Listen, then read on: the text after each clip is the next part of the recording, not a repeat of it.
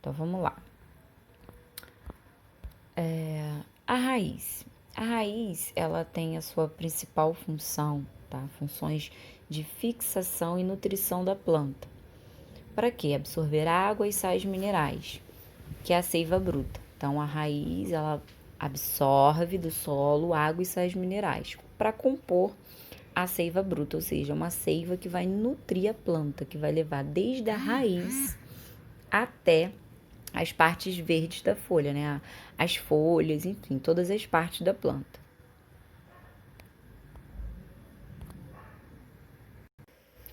Ela tem a reserva energética, ou seja, o amido é uma substância, é um tipo de nutriente que ele reserva energia. Por exemplo, alimentos ricos em amido, mandioca, por exemplo, pães, alimentos geralmente com muita massa, tem muita quantidade de amido, tá? A batata, porque é um tipo de nutriente que dá muita energia pra gente. Não que os outros não dão, mas esse tipo de alimento dão mais energia. Por isso que de manhã, quando a gente vai ou vai pra uma academia, fazer uma atividade extra, ao invés de ficar comendo pão, coisas muita massa, alimentos processados, os nutricionistas indicam comer coisas mais saudáveis, como mandioca, alimentos mais ricos em amido que vai dar aquela energia, tá? Então dá a reserva energética. O geotropismo positivo. O que vem a ser o geotropismo positivo? Primeiro, o que é geotropismo? Geo vem de terra, tropismo de crescimento. Então, o geotropismo é o crescimento do vegetal que vai ser orientado pela força da gravidade em direção ao centro da terra. Então, a raiz, ela é a parte da planta que vai ser promovido o seu crescimento para baixo em direção ao centro da terra, orientado por quem? Pela força da gravidade. Então, geotropismo positivo, porque o crescimento ele se dá em direção à Terra, não é o crescimento para cima, para o ar atmosférico. A raiz ela tem que ir para baixo, então ela tem que se fixar num ponto mais fixo possível. Ela vai aprofundar suas raízes bem mais profundas para fixar a planta. Tem plantas que quando cresce muito as raízes, nossa, crescem demais. Para tirar aquela planta, só Jesus. Então, o crescimento do geotropismo positivo ele é muito importante, mais uma vez, porque o vegetal ele precisa ter a sua raiz com o crescimento voltado em direção ao centro da Terra, pela força da gravidade. Então, positivo. Geotropismo negativo, que não seria em direção ao centro da Terra. Então, a gente tem aqui, por exemplo, o fototropismo negativo, que a raiz tem, ou seja, ela não cresce em direção à luz. Ela é negativo porque ela tem um fototropismo que não tem crescimento em direção à luz. Eu falei para vocês, o geotropismo dela é o que ocorre, que é em direção à Terra, não é em direção à luz. Então ela tem o fototropismo negativo. Foto vem de luz, tropismo crescimento. Então ela não tem um crescimento em direção à luz, por isso que é negativo. O que é em direção à luz? Quem tem fototropismo positivo? É a folha. Sabe, o caule ele vai crescendo para onde? Para cima. Pode ver que uma plantinha, quando ela tá torta, por que às vezes ela fica torta? Porque às vezes ela tá num lugar onde o crescimento ali tá indo em direção à luz. Então, se o sol só tá batendo ali naquela direção, ela vai crescer para lá. Se ele tá crescendo para a esquerda, vai crescer para a esquerda. Por isso que tem plantas que crescem meio tortinha, porque vai observar onde tá a direção da luz. Tá? Então, o fototropismo, o que significa? É o crescimento do vegetal orientado em direção à luz, tá? Bom, algumas zonas para vocês entenderem da raiz. Zona de ramificação, que é essa de cima aqui. Deixa eu colocar a escovinha. Essa é uma zona de ramificação, onde ela começa a se ramificar. Zona pilífera, onde tem os pelinhos, né? Para ajudar na absorção de nutrientes do solo. Zona de crescimento, que é essa daqui, ó. Deixa eu colocar aqui. É a zona de crescimento. Ou seja, é a zona que vai promover o crescimento dessa raiz, tá? Deixa eu tirar isso. A região lisa e a coifa. A coifa é aquela proteção, tá? A região lisa é chamada também de zona de crescimento. Então, a coifa aqui, ó, essa região aqui, que vai proteger a raiz. Tipos de raiz. Axial ou pivotante, fasciculada ou em cabeleira. Qual é a diferença? Vamos lá. São esses dois tipos. A axial, ou chamada de pivotante, o nome já diz, pivô, existe uma raiz principal, como vocês estão vendo na figura. Aqui, ó. Tá vendo? Uma raiz principal. Você vê que tem uma raiz maior do que as outras. Diferentemente da raiz fasciculada, olha aqui. Ela tem um monte de cabelinho, você não consegue identificar, diferenciar uma raiz principal aqui. Não tem, tá vendo? Olha a diferença de uma para outra. O nome já tá bem específico. Então, que é tipo de raiz. A gente tá falando de raiz, e a gente vai continuar falando de raízes terrestres, subterrâneas, aéreas e aquáticas. Então, como vocês estão vendo aí a diferença, só para demonstrar aqui para vocês, ó, raiz subterrânea, aquática e aérea. O nome já tá bem explícito, né? Aérea, porque vocês estão vendo que dá em tronco de árvore, subterrânea debaixo do solo e aquática na água. Bom, algumas adaptações. Raízes tuberosas são aquelas que reservam energia. Lembra que eu já tinha falado anteriormente? Ó, o nabo, a beterraba, a cenoura, a mandioca, essa eu já tinha falado anteriormente, e a batata doce.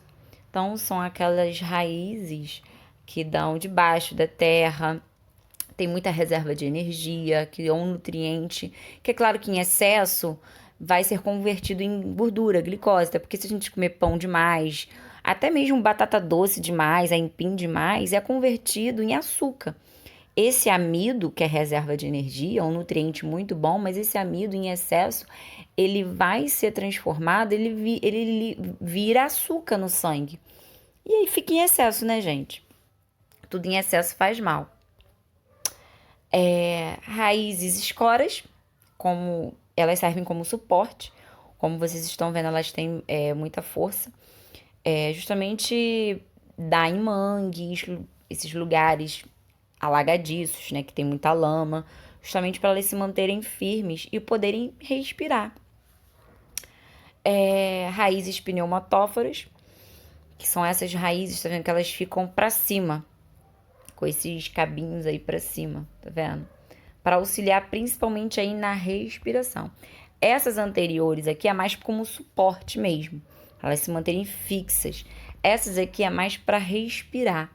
Então também dão em mangues, lugares aí alagadiços, como vocês estão vendo, lamacento. Raízes sugadoras são chamadas também aquelas plantas parasitas, como o cipó-chumbo e a erva de passarinho. Se vocês analisarem, existem algumas plantas que existem outras sobre elas, que formam um emaranhado, tá? Então, são chamadas de austórios também, ou seja, elas sugam os nutrientes da planta que elas estão parasitando, tá? Que elas estão ali servindo, é como se fosse mesmo, sabe, um carrapato? Que uma lombriga, que é um parasita, tá lá se alimentando do seu sangue, do seu nutriente. Então, só que aí a gente tá falando de plantas. Caules, quais são as suas funções? Como vocês estão vendo aí na imagem à direita, as suas funções principais são de suporte de folhas, flores e frutos. Então, é da sustentação para segurar as folhas, flores e frutos. Outra função, condução de seivas. Então, conduzir as seivas, tanto a seiva bruta, seiva elaborada. Como vocês estão vendo na imagem aí, na setinha, são os sais minerais que vão ser conduzidos desde as raízes das plantas, né? Como eu falei na aula passada, que as raízes absorveram, vão levar os nutrientes para todas as partes. para a folha, na folha, ser feita a fotossíntese. E a seiva elaborada já é o produto final da fotossíntese, vocês viram isso. Reserva energética, que contém o amido, que é a principal fonte de reserva de energia da planta, né, que está, nesse caso, no caule, não só na raiz, que a gente viu que tem amido, né, presente na raiz, mas tem também aí no caule essa fonte de reserva energética, principal nutriente de energia. Geotropismo negativo e fototropismo positivo, que vocês também já viram. No caso do caule, é o contrário da raiz. Ao invés do caule crescer para baixo, em direção ao centro da Terra, ele vai crescer em direção à luz. Então, é geotropismo, que é crescimento da Terra, é negativo, ou seja, não cresce em direção à Terra, cresce em direção para cima, que é o fototropismo positivo, tá? E fototropismo significa crescimento em direção à luz. Existem os caules aéreos, subterrâneos e os aquáticos. Os aéreos, eles são divididos em eretos, rastejantes e trepadores. Então, vamos lá. Os aéreos, a gente tem os aéreos eretos do tipo tronco, que é o exemplo do carvalho, ipê, mangueira, abacateiro. São essas plantas que crescem muito, que tem uns troncos bem fortes, tá? Caules aéreos eretos do tipo estipe, que é o coqueiro, né? O do açaí, o do palmito. Então, vocês sabem aí, já viram, ou tem casa na calçada, no quintal, são muito bonitos. Do tipo colmo, isso eu estou falando dos eretos ainda, tá? Que são os tipos que tem. Então, do tipo colmo, são os ocos ou cheios, que a gente está falando aí da cana-de-açúcar, por exemplo, do bambu, tá? Que eles têm essa estrutura, essa formação. Caules aéreos eretos, do tipo haste, que são aquelas plantinhas menores que a gente tem na nossa horta, ou seja, o caule delas já são mais delicados, fininhos e que atingem a uma certa uma pouca altura, né? Elas não atingem alturas elevadas. Então, é o caso das roseiras, das margaridas, couve, berinjela, como vocês estão vendo. Então, são plantas que a gente cultiva, são mais delicadas, que atingem uma estatura, né, baixa, como vocês estão vendo. Então, todo tipo de plantinha. A roseira, girassol, a gente tem 11 horas, enfim, um monte dessas que a gente tem nas nossas casas. Então, vai prestando atenção aí, que tipo de plantas vocês têm na casa de vocês. Caules aéreos eretos do tipo cladódio. Esses são muito bonitinhos também. São aqueles que armazenam água, que são os cactos. Ou seja, são tipos de caules voltados com uma adaptação fantástica de reduzir a perda de água, ou seja, evita a desidratação, porque são caules adaptados para viver em ambientes muito secos, né, quentes. Então, eles evitam desidratação, evitam perda de água excessiva, por isso que eles têm, né, são as suculentas, que têm o caule mais grosso, justamente por isso. Então, a gente cria também, tem plantadinho na nossa casa, a gente cultiva bastante tipo disso, de cactos. Então, tem aí o mandacaru, que é esse da direita. Caules aéreos rastejantes do tipo... Agora a gente está falando dos rastejantes, a gente viu aí, até aí os eretos. Esses são os rastejantes agora, que são do tipo estolho, como exemplo aí morangueiro. Muita gente planta em casa, a melancia. Então, são do tipo de caules que eles rastejam sobre o solo, eles vão criando ali estolhos, vão crescendo as suas ramificações e vão ganhando espaço no solo aí. Do tipo trepador, esses são aqueles que utilizam de muros, outros troncos de outras plantas como suporte para crescer e se desenvolver. É planta trepadeira com caule volúvel, como vocês estão vendo. Outra, que é trepadeira e raiz grampiforme. Depois, se puder ter a oportunidade para mostrar para vocês, do tipo grampiforme, é como se fossem grampos, que elas se prendem a um suporte. São essas muito bonitinhas que a gente vê, que a gente planta, e elas se alastram nos nossos muros, elas vão crescendo bastante e desenvolvendo. E caules do tipo subterrâneos. Eu vou deixar para falar sobre... vamos falar logo que amanhã eu passo atividade. São caules subterrâneos. Esses caules, eles crescem, tem a sua formação ali debaixo do solo, tá? Então, do tipo rizoma, parecem ali raízes, mas na verdade é o próprio caule. Então, a espada de São Jorge, por exemplo, a bananeira, são tipos de caules subterrâneos. Outro tipo de caule subterrâneo, só que do tipo bulbo. A gente viu do tipo rizoma, agora do tipo bulbo.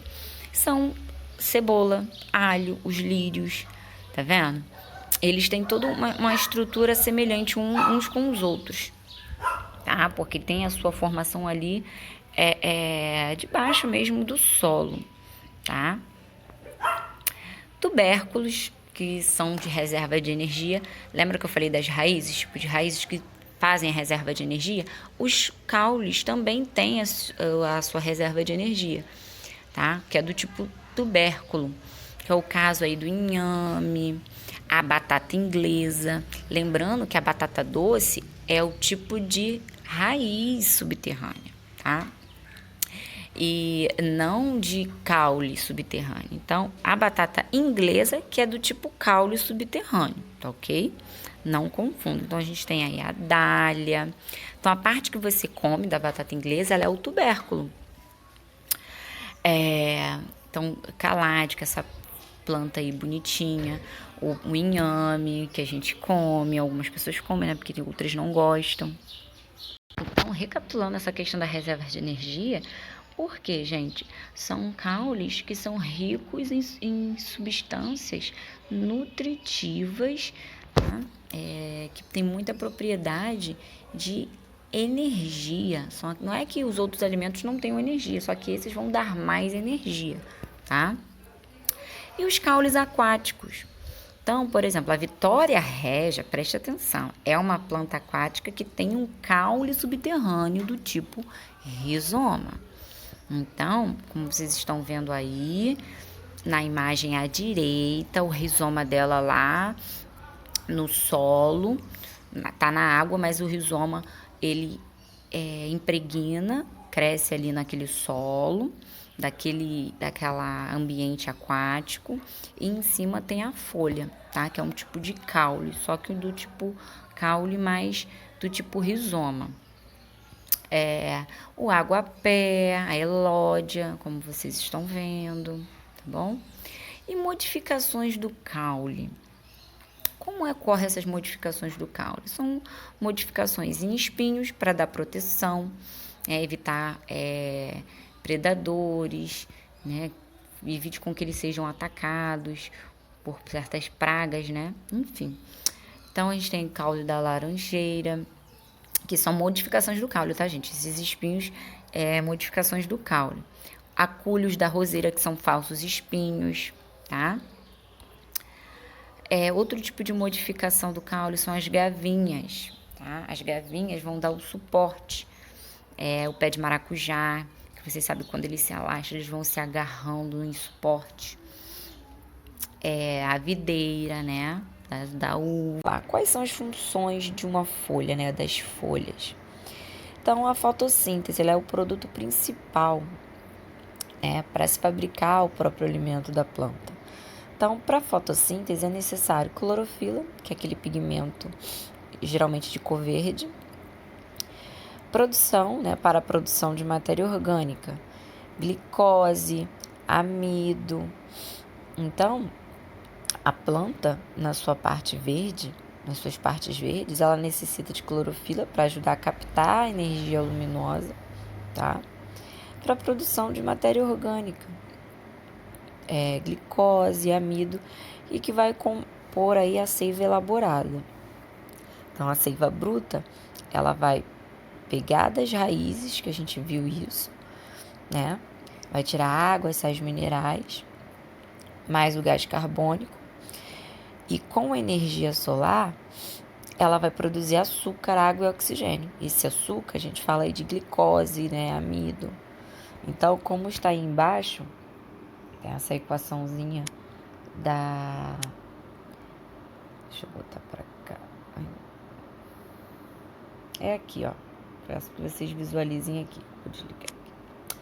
Então, água mais sais minerais, mais o gás carbônico e a energia solar com a clorofila, obviamente, vai ocorrer essa transformação, transformando aí em açúcar, água e oxigênio, tá bom? Então, são os principais fatores que a planta ela necessita. Então, vamos lá. A respiração e transpiração. Vamos falar um pouquinho agora da transpiração e respiração da folha. Então, ela consome, né, a glicose e o oxigênio. Liberação de energia. Então, a planta, a folha, ela não só vai absorver o gás carbônico, ela também vai consumir um pouco de oxigênio, tá? Que é essencial para a liberação de energia.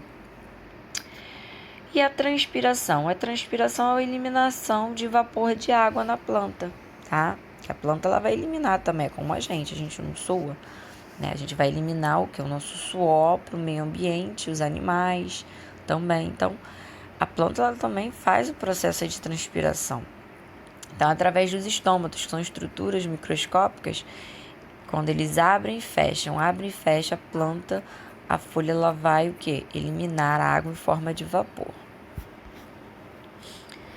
Então, os estômatos, como eu já estava falando, são estruturas presentes nas folhas que permitem as trocas gasosas e a eliminação de água.